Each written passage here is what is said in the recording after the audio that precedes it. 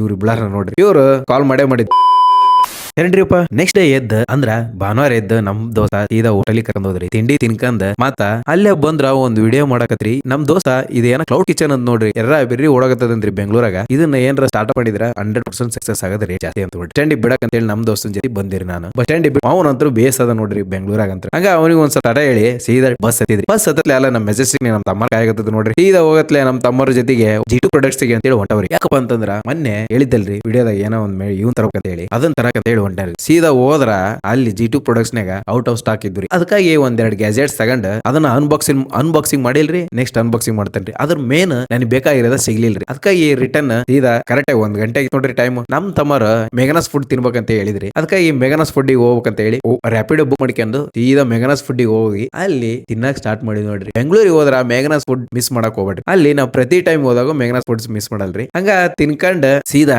ಬಂದ್ರಿ. ಒಬ್ಬನ್ನ ಕಂಪ್ನಿ ನಾಳೆ ಬೆಳಗ್ಗೆ ಎದ್ದು ಕಂಪ್ನಿಗೆ ಹೋಗ್ಬೇಕೈತ್ರಿ. ಅದಕ್ಕೆ ಅವನು ಮೆಟ್ರೋ ಹತ್ತಿದ್ರಿ. ಅವನು ಸ್ವಲ್ಪ ಟಾಟಾ ಹೇಳಿ ನಾನು ನಮ್ಮ ಇನ್ನೊಬ್ಬ ತಮ್ಮ ಸೀದಾ ಮೆಜೆಸ್ಟಿಕ್ ಬಂದ್ರಿ. ಮೆಜೆಸ್ಟಿಕ್ ಬಂದ್ ಅಲ್ಲೇ ಇಳ್ಕೊಂಡ್ ಭೇಟಿಯಾಗ ಕೊಂಡಿದ್ದ ಇವ್ರು ಇಬ್ಳಾರ ನೋಡ್ರಿ. ಇವ್ರು ಕಾಲ್ ಮಾಡಿದ್ರಿ ಭೇಟಿಯಾಗಣ ಅಂತ ಹೇಳಿ. ಹಂಗ ಭೇಟಿಯಾಗಿ ಅಲ್ಲಿ ಒಂದ್ ಸ್ವಲ್ಪ ಮೊಮೋಸ್ ತಿನ್ಕೊಂಡ್ ಸೀದಾ ನಮ್ ಊರ್ ಕಡೆ ಬಂದ್ರಿ. ನಮ್ ಊರ್ ಕಡೆ ಬಂದು ಟ್ರೈನ್ ಕುತ್ಕೊಂಡ್ರ ಬೆಳಗ್ಗೆ ಎದ್ದು ನೋಡಿದ್ರ ಟ್ರೈನ್ ಯಾಕೆ ಸ್ಟಾಪ್ ಆಗೈತೆ ಅಂತ ಹೇಳಿ ನೋಡಿದ್ರ ಟ್ರೈನ್ ಕೆಟ್ ನಿಂತ್ಕೊಂಡ್ ನೋಡ್ರಿ. ನನ್ನ ಲೈಫ್ ನಾಗ ಫಸ್ಟ್ ಟೈಮ್ ನೋಡ್ರಿ ಟ್ರೈನ್ ಕೆಟ್ ನಿಂತಿರೋದು ಫಸ್ಟ್ ಟೈಮ್ ಕೇಳಿರದ್ರಿ.